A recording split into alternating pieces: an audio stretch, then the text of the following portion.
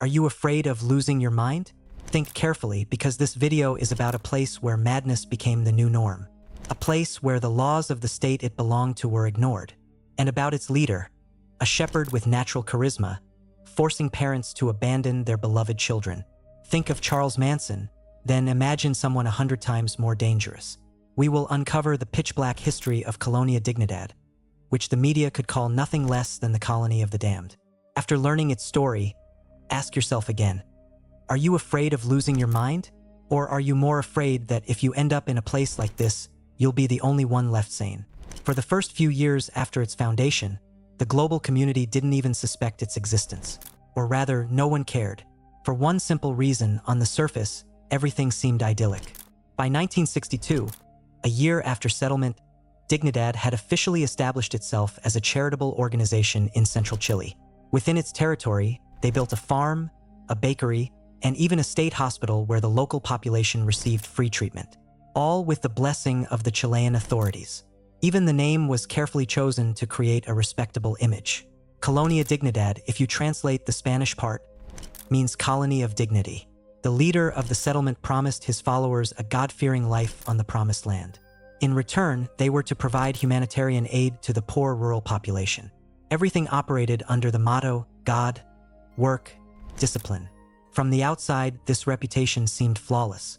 But the moment you start asking why the colony was founded in Chile instead of its leader's homeland, the entire polished image peels away in layers. Because the real reason lay in the darkest part of his biography. It's time to meet the founder of this hidden earthly hell, Paul Schäfer.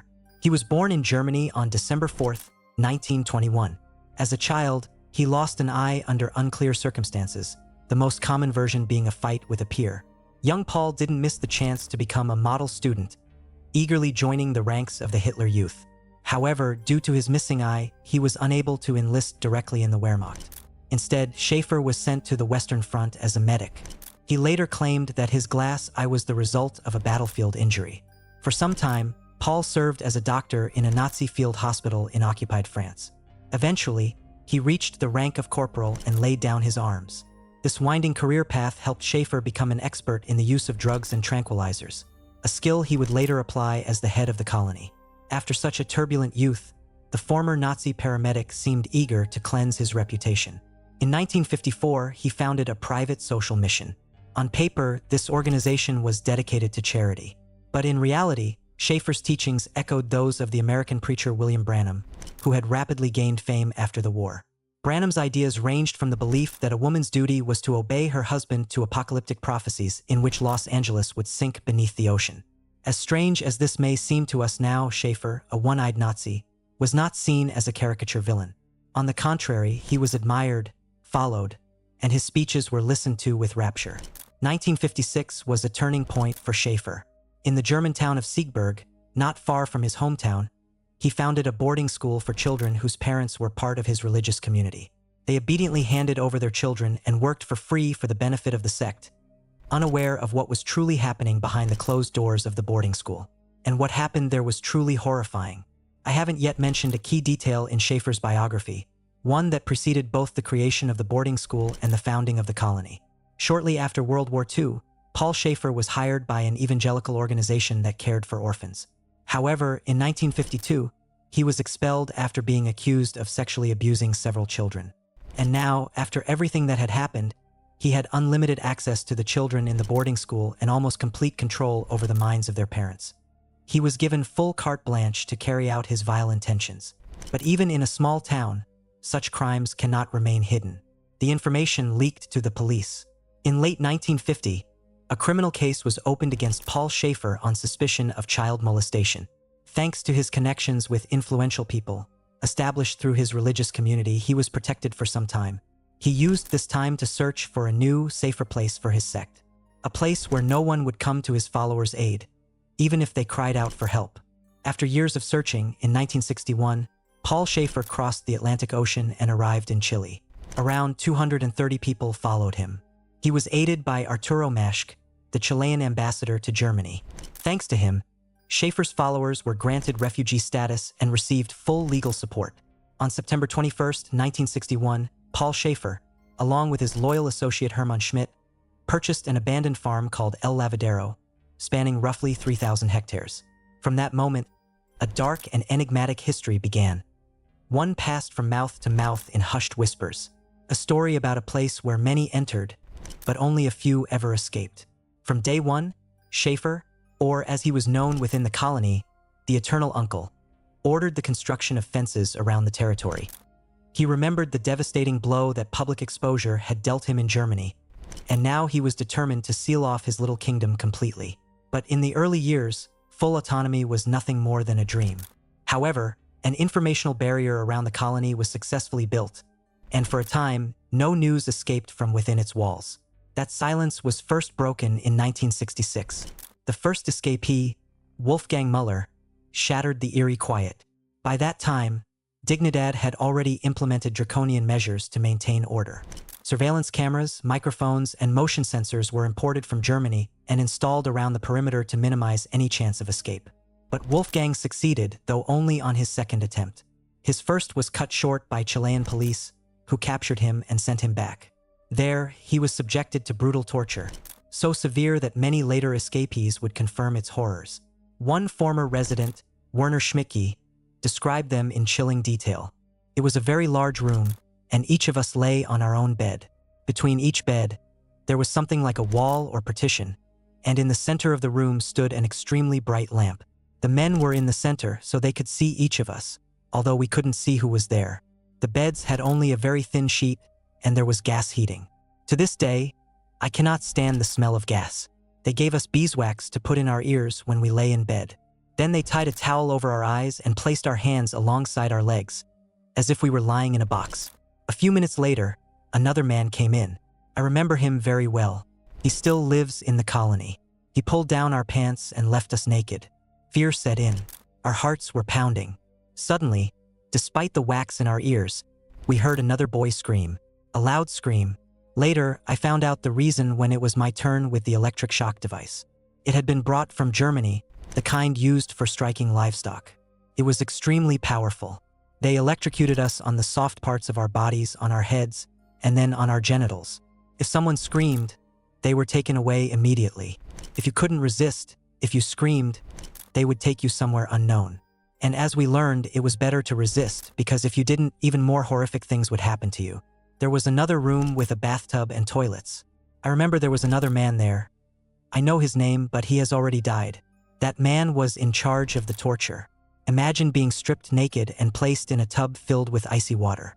Icy water in the winter. Your head is pushed under the water, and you feel a kind of shock, certain that you won't survive.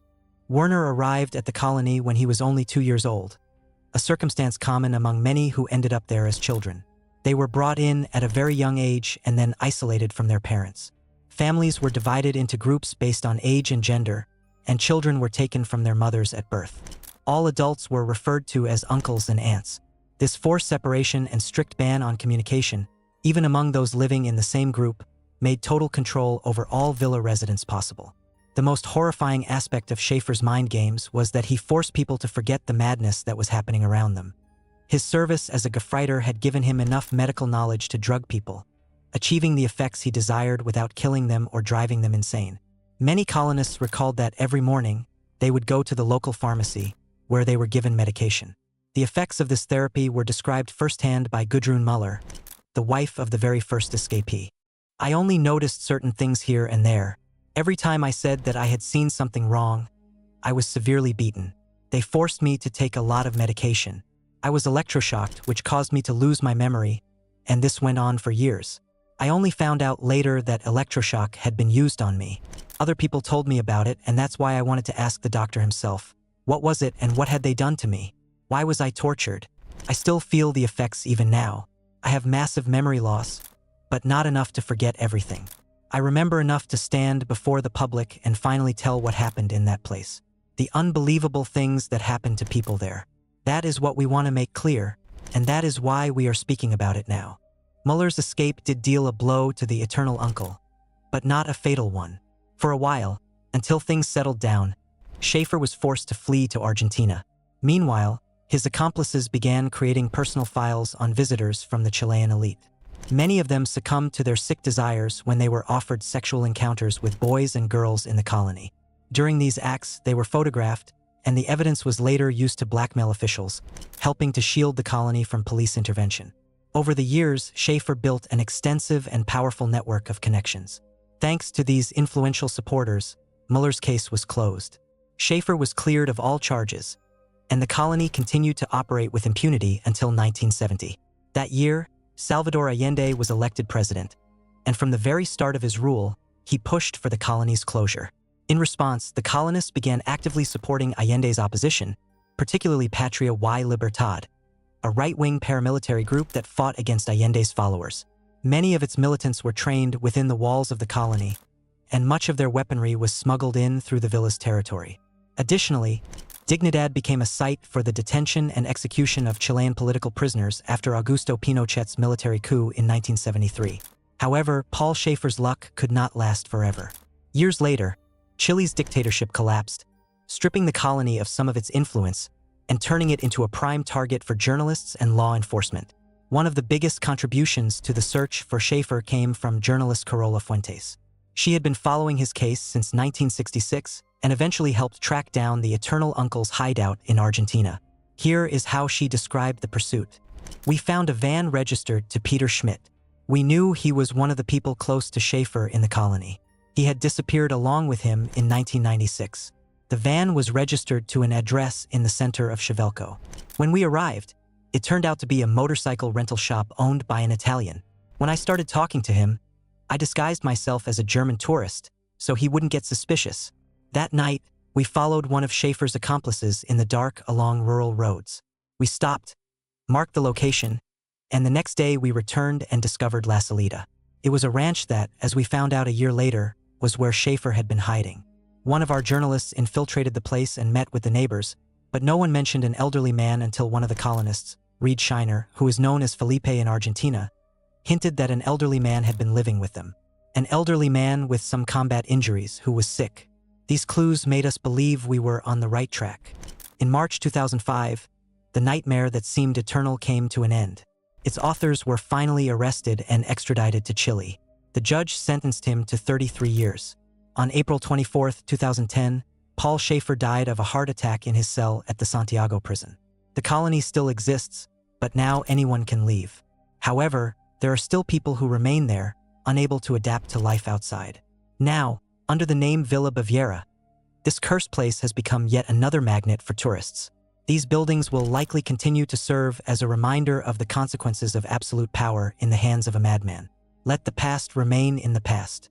If you enjoyed my story, subscribe to the channel and like the video. Share your thoughts in the comments. Thank you all and take care of yourselves.